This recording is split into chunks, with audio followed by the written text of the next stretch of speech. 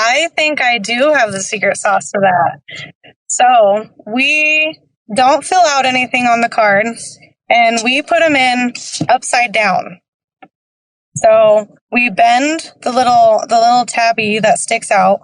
We bend it and put it in that way. So everything is upside down. But then when you go to take it out, you just grab the little tab and rip it, and it comes out. Pretty much smooth every single time.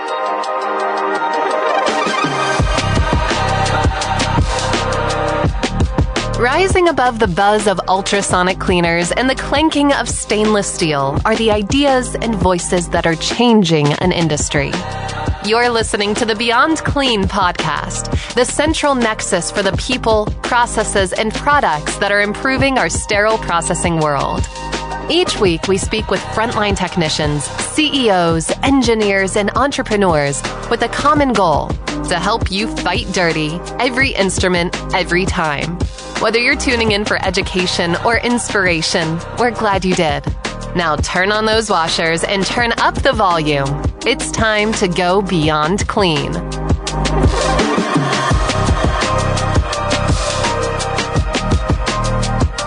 Join us on today's episode of Beyond Clean. Breanna Paul, lead sterile processing tech at Summit Medical in Casper, Wyoming. And Bobby, we're going to be talking about chemical indicators today.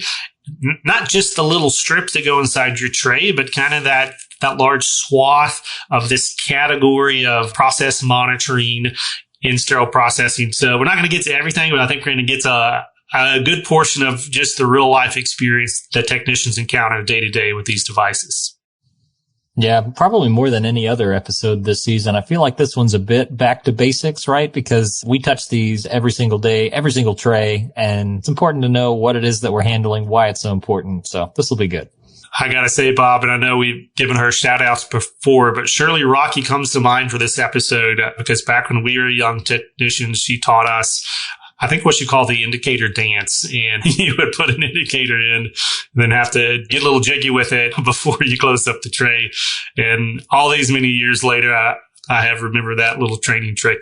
I no longer do the indicator dance, just in case anyone's wondering about that. But all right, enough of that. Stay tuned here with us. In just a moment, we'll be right back to talk about chemical indicators with Breanna Paul.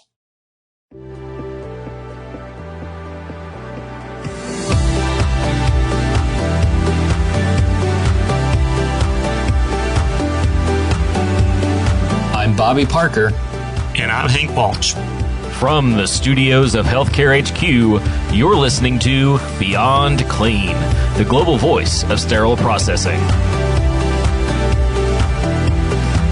All right, and joining us now in studios, Breanna Paul, lead sterile processing tech at Summit Medical in Casper, Wyoming, and a member of the Beyond Clean advisory group. And you've probably seen or heard from her on a previous Beyond Clean conference or two. So not necessarily a new voice, but, you know, a voice that we've been wanting to get back on here for a little bit, Breanna. So we're glad that we figured out a topic that you're excited and passionate about in this season, all about consumables. So yeah, welcome back to Beyond Clean. Well, thank you so much for having me. I'm glad to be back. As we get into this topic today, we're talking about chemical indicators, and each one of these interviews in this season are kind of interesting because I think all the consumables that we're going to be talking about, we all touch on a pretty regular basis. I don't think there's one that's more common than the others. There's a couple of tests maybe that we're not interacting with as often, but this consumable in particular, these chemical indicators, are interesting one because I think they have some of the more dramatic impacts on the workflow if you get them right, if you get them wrong, or if they don't pass, or if they don't pass the way that we thought they would pass, etc. So we're going to get into some of those topics today, but I think that's going to make it a good show, I guess is what I'm saying. But we like to have these conversations in a way that even brand new students getting into the industry, or maybe new vendor reps that are just saying, hey, I want to learn about this department that I'm about to walk into for the first time. Where would you start in describing kind of 101 chemical indicator? What is it that we're actually talking about? Well, chemical indicators are definitely I would say one of the most important things that you need to have to make sure that you're doing proper sterilization. So they are a device that we have, and they monitor one or more of the parameters that we have to have for proper sterilization. They are very important to sterile processing, and they're important to the OR and infection prevention and also the patient, because we need to monitor how the process is working. Now, we do have to remember, too, that our chemical integrators alone don't confirm that an item is sterile, but they do play that important role to make sure that the tray or the item went through the proper parameters to achieve sterilization. Podcasts are always fun because we don't get any visuals, so we got to paint the mental picture. What do these things look like if you've got one in your hand? So, an uncooked one, they're kind of long. Most of them that I'm familiar with, they have like a little window on them.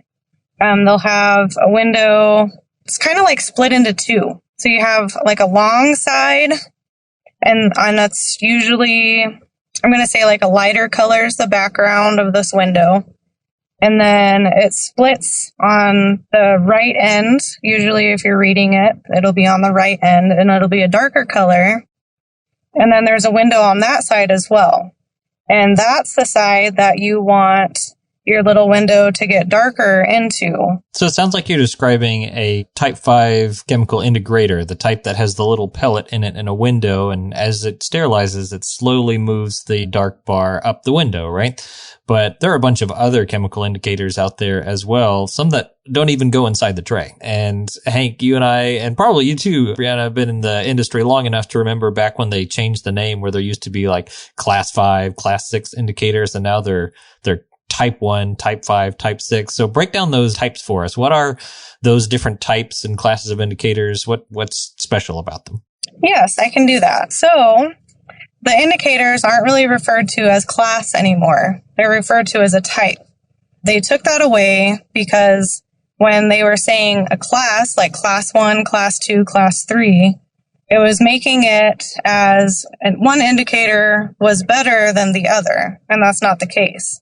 Each indicator is a different type because they monitor different types of the process for sterilization. So, for example, a type 1 chemical integrator is a process indicator. You're going to find these more on the outside of the package, and that's going to help you to determine if that tray or item was processed or not. So, for example, tape on the outside, it'll be one color when it's not processed and change to another color when it is processed. There's also a type 2 chemical integrator, and this one is for more specific use. An example is the Bowie-Dick test that's used to check the efficiency of air removal and steam penetration within the chamber. Type 3 chemical integrator would be a single variable. This one is rarely used in healthcare, but it reacts to one critical parameter of sterilization, and there's like a little pellet that will melt at a specific temperature. A type 4 chemical integrator is a multivariable one. They react to 2 or more critical parameters for sterilization. A type 5 is the most common that we use for sterile processing. They react to all of the critical parameters for sterilization. And they were what I was describing before, with a little window in there, and then the little, you want the color to go into that darker little box on that side. They can be used inside packs, and they can be used on a variety of different kind of sterilization cycles. And then you have a type 6 chemical integrator, which is an emulator or cycle-specific indicators. So these do react to all critical parameters as well. They are placed into packs that have specific sterilization parameters. So like 3-minute sterilization, 4-minute, 10-minute, so on and so forth. So you gave a fantastic explanation of the change, right, between classes and types. We don't want to unreasonably or unhelpfully prioritize these over the others. But on a practical standpoint, we get questions on the regular. It says, Hank, some of mine changed, like the outside changed, the inside didn't, or the inside changed and the outside didn't.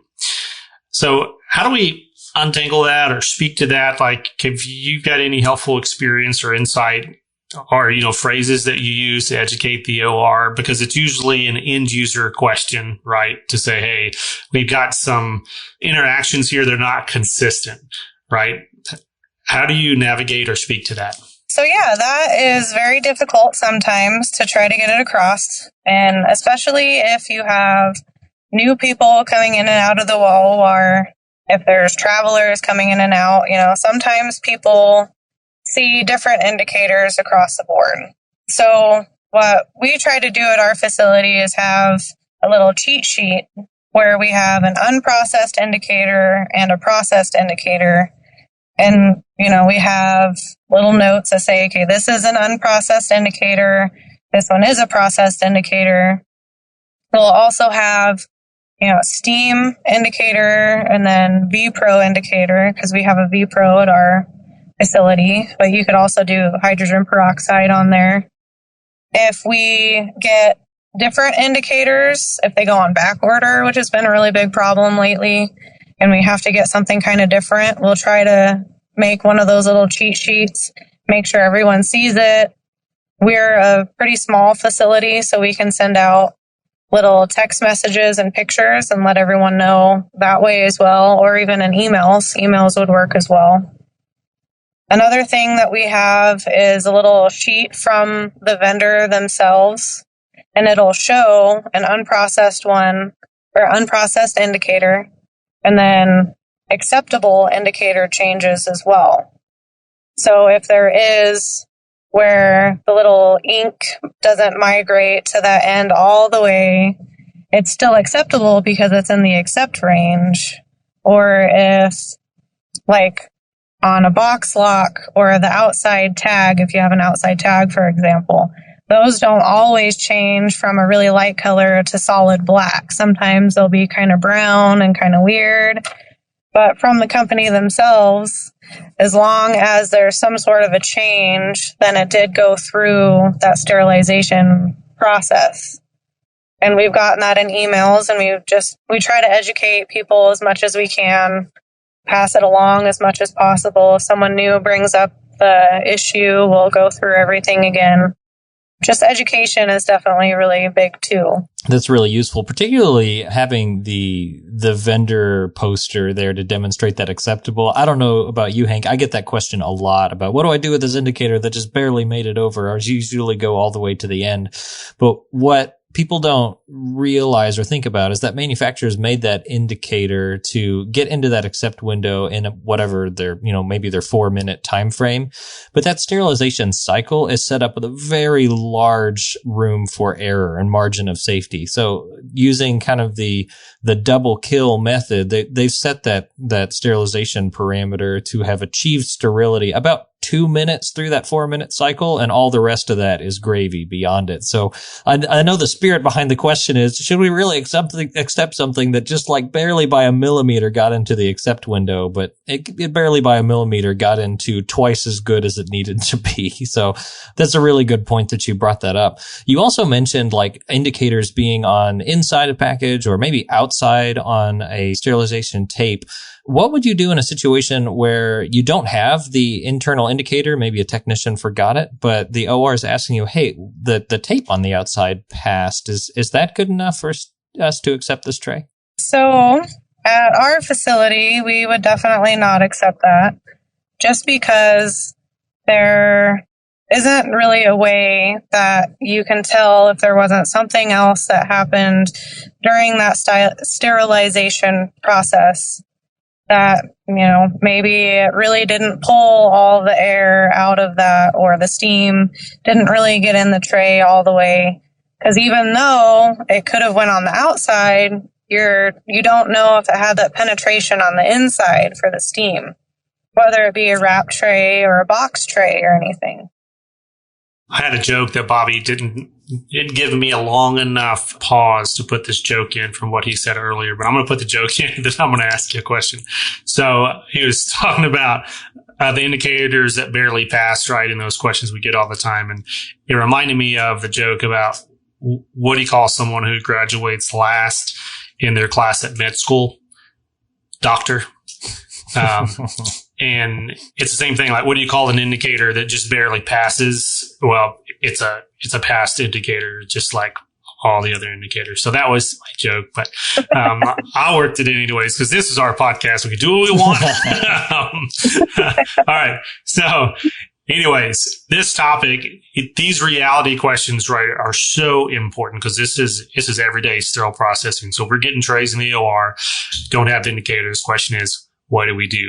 And you brought up a great point that without them, we don't know what that individual tray experienced in the sterilization cycle. And we've had on guests on the podcast before, Jonathan Wilder, his first one that comes to mind, talking about steam sterilization and, cold spots in the sterilizer that we know happen and we know exist. And without these specific indicators, tray-specific indicators inside, it's almost impossible to, with any kind of confidence, say it met all the parameters. But like you said, and I think this is a really helpful intro to your whole interview, this does not scientifically confirm these instruments are sterile because nobody can really do that, but it gives you the best possible chance based on everything we know about these processes and how these indicators are created to say it met all applicable parameters for this tray to be sterile. So really practical kind of opinion question. What do you think about those data cards that are used external on many of these rigid containers that have their own little process indicator on them? Do you like those? You might like those. You use those. What's your opinion? I personally do like them a lot. And I feel our OR department really likes them a lot as well. For our casket boxes, rigid containers and stuff. So it's an extra eyes. Yeah, we have them on our locks as well. So the OR can look at those and tell pretty much immediately that, yes, this did go through the sterilizer. So they don't rely on that to say that the tray is sterile, of course. They'll look on the inside. But we do like them on the outside for that purpose. It's easy to differentiate between a processed tray and an unprocessed tray. That's a rigid container, of course. And then we also have been putting them on both sides of our casket. And it's just easier. You don't have to flip the tray around when it's on the shelf to see if it went through sterilization or not. Since it's on both sides, you can just put it on the shelf and you don't really have to dig around to try to find it. And that is also where our load sticker goes to tell which autoclave and which load and the date that it was processed on as well. So I personally do like having those on the outside, and it kind of made for a little hecticness with the OR because we did have an issue where they were noticing all of a sudden that they weren't changing all the way.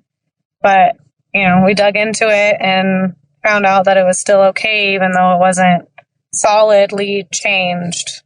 Yeah. So can I ask a follow-up on that? I'm not a data card guy, so let me just be transparent with that. But you're a guest on our show, and I'm going to be very nice to you because you're the guest, and I'm going to let you be right in this.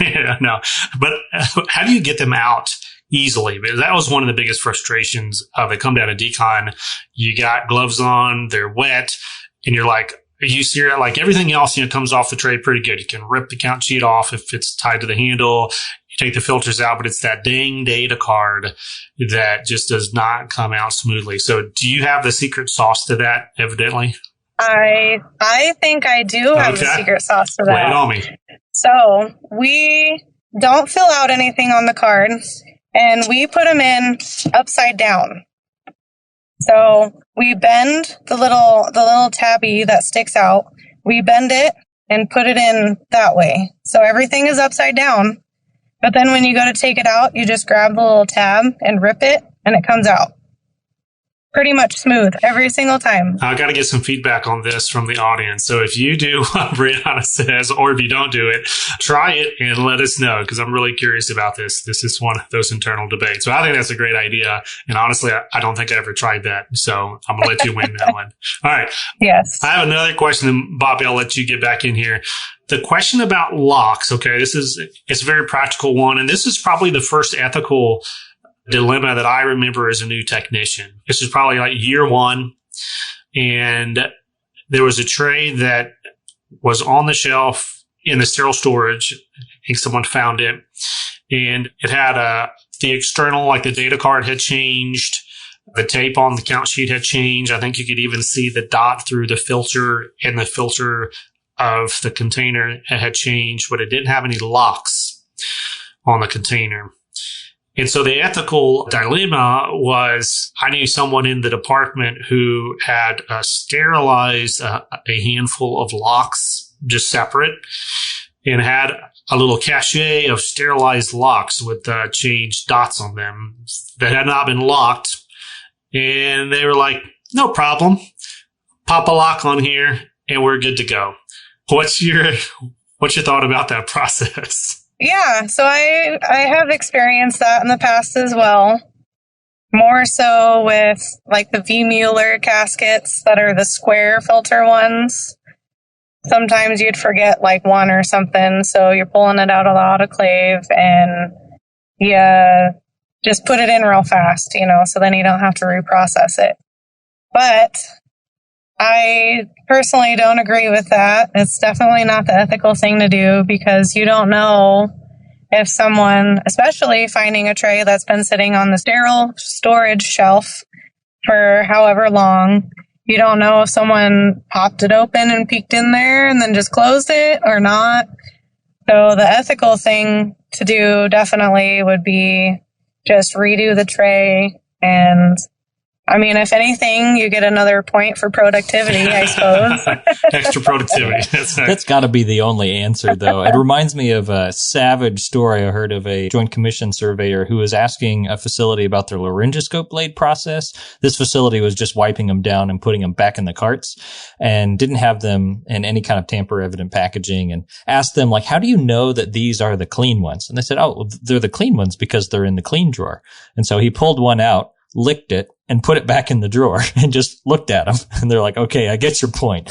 Right? And same thing with those trays. Like, you've got to make sure that those locks are tamper evident, because we want to make sure nothing's happened to those instruments along the way. No sterilized caches of locks being held in the cabinets.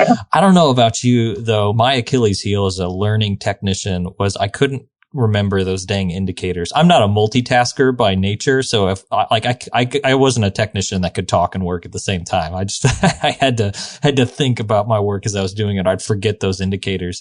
I'm sure as a lead tech you've experienced that. You're probably one of the ones talking to the OR when you experience that. Could you just let us a little bit into that lead tech role and hear like what kind of impact that has to the OR when indicators, these really important things, are forgotten, and maybe what some of the challenges you've seen with people remembering those? Yeah, I can definitely talk about that. It's definitely a common issue that happens, probably more for the newer tech than older techs, but the older seasoned tech can forget just as many indicators sometimes as a newer tech as well.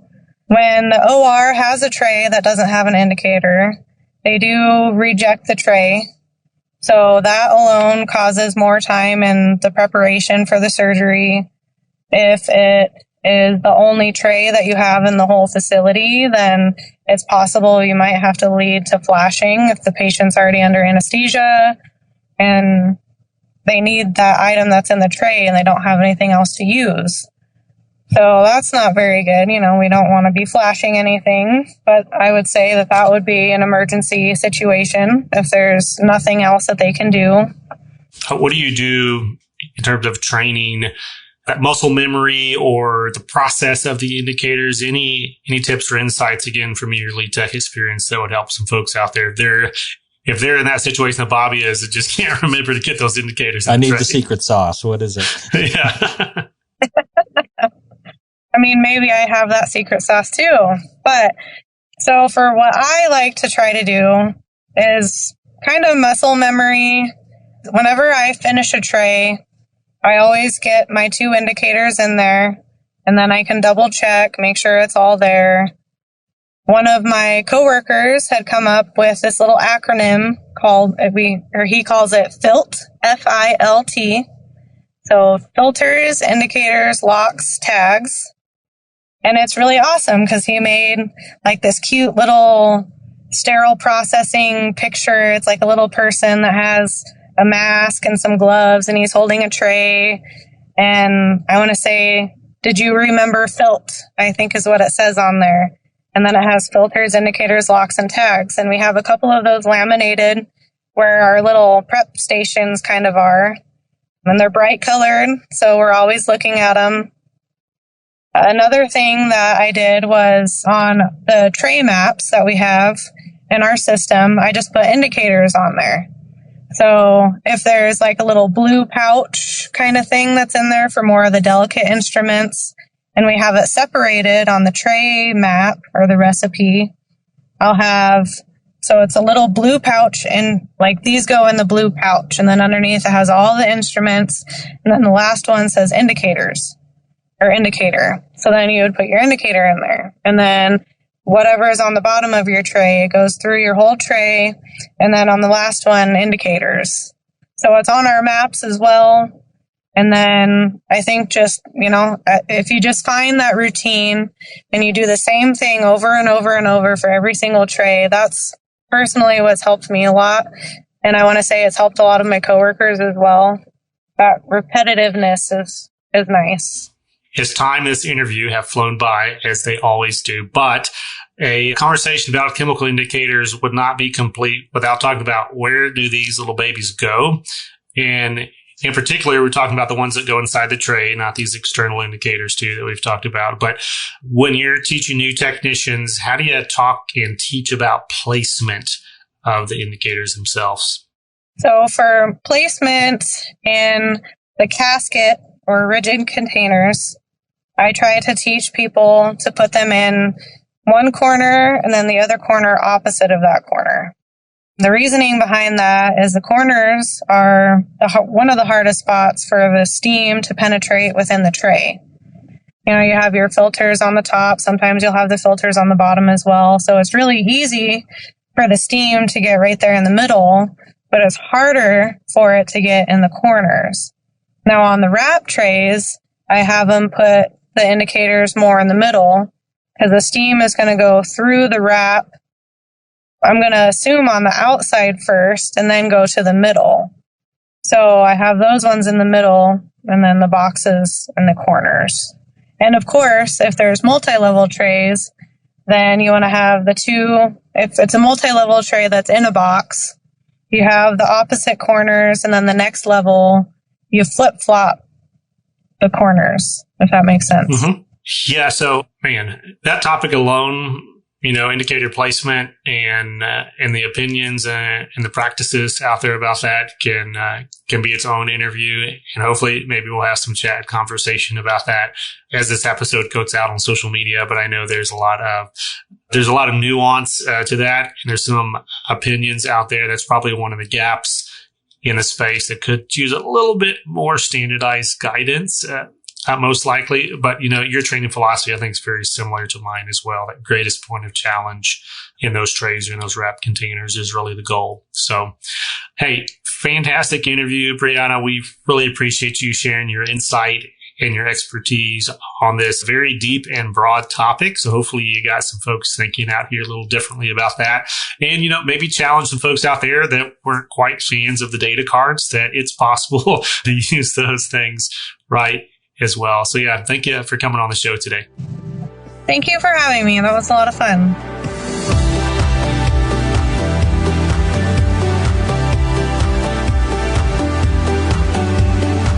All right, that was Breanna Paul, lead sterile processing tech at Summit Medical in Casper, Wyoming. And Bobby, I love that conversation because it's very practical. And we've all experienced the dread.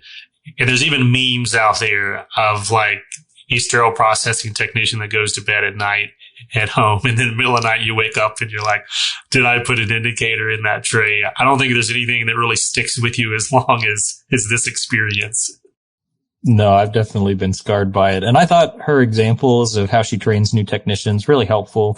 That discussion about indicator placement, I don't know why it made me think of that movie Dodgeball, when they're getting training and he starts throwing crescent wrenches at them and says, if you can dodge a wrench, you can dodge a ball. So it's like, if you can sterilize the corners, you can sterilize anything, so put it in that point of greatest challenge. But yeah, it was a good interview. Yeah, it's a very interesting space in our industry, consumables. It's the innovation that's happening around chemical indicators these days. And even the little, like the products that are like secondary products, but they're made to go with the indicators. Like, hey, if you can't find your indicator, which is a challenge sometimes in some of these larger complex trays, now they got like big neon strips that you can put on the indicator. That way you literally can't miss them. And then, of course, the question that we had at the beginning, like, can you read it correctly? Is it a color change? Is it a pass-fail change? There's a lot more of conversations we can get into that. So if anyone's listening and you're interested to talk more about that, or if you've got a very strong opinion about something that we talked about on the show, hit us up. I'd love to interview you in a future interview, or maybe even come on a conference or write an article for us. But that's going to do it for today's show. And I just want to encourage you, as we do all the time here at Beyond Clean, to keep fighting dirt. Thank you for listening to this week's episode of Beyond Clean. As a reminder, you can help support us by subscribing to Beyond Clean on your favorite podcast app, or by downloading the smartphone app on iPhone or Android. Simply search for Beyond Clean in the App Store or Google Play. The best thing about downloading the smartphone app is that you can access bonus content for certain episodes and view episodes in certain categories, like articles on the go and vendor spotlights. Are you following us on LinkedIn or Facebook yet? If you are and you love an episode or post, then let your social network know about it.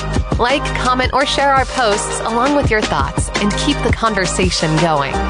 If you have any topics or guests that you would like to recommend for a future episode, just send us an email to info@beyondclean.net. We look forward to hearing from you.